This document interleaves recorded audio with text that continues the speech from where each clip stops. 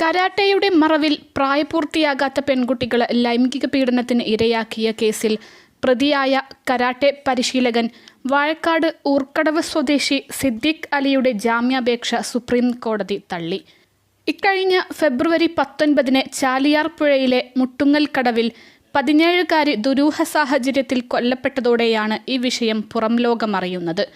തുടർന്ന് നിരവധി പെൺകുട്ടികൾ പ്രതിക്കെതിരെ പരാതിയുമായി രംഗത്തെത്തുകയും 6 കേസുകൾ പോലീസ് രജിസ്റ്റർ ചെയ്യുകയും ചെയ്തിരുന്നു.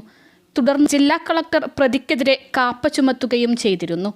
പ്രതി ജാമ്യത്തിനായി സുപ്രീം കോടതിയെ സമീപിച്ചുവെങ്കിലും കേസിൻ്റെ സ്വഭാവവും ഗൗരവവും പരിഗണിച്ച് തള്ളുകയായിരുന്നു.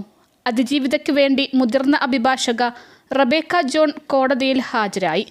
17കാരിയെ ചാലിയാർ പുഴയിൽ മരിച്ച നിലയിൽ കണ്ടെത്തിയ സംഭവത്തിൽ സിദ്ദീഖ് അലി അറസ്റ്റിലായതോടെയാണ് പ്രതിക്കെതിരെ കൂടുതൽ പരാതികൾ എത്താൻ തുടങ്ങിയത്. ക്ലാസ്സിലെ മുൻ വിദ്യാർത്ഥിയാണ് വെളിപ്പെടുത്തലുമായി ആദ്യം രംഗത്തെത്തിയത്. പരിശീലനത്തിൻ്റെ ഭാഗമാണെന്ന് പറഞ്ഞ് ധരിപ്പിച്ച് ഇയാൾ നിരന്തരം ശരീരത്തിൽ സ്പർശിച്ചിരുന്നുവെന്ന് വിദ്യാർത്ഥി പറഞ്ഞിരുന്നു.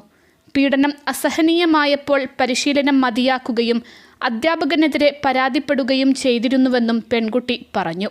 എന്നാൽ സിദ്ദീഖ് അലി ഭീഷണിപ്പെടുത്തിയതോടെ പരാതി പിൻവലിച്ചെന്നും പെൺകുട്ടി കൂട്ടിച്ചേർത്തു.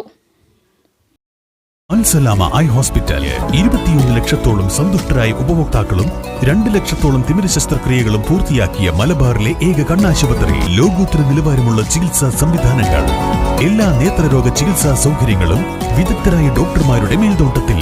Al Salama eye hospital, hospital road, Perinthalmanna.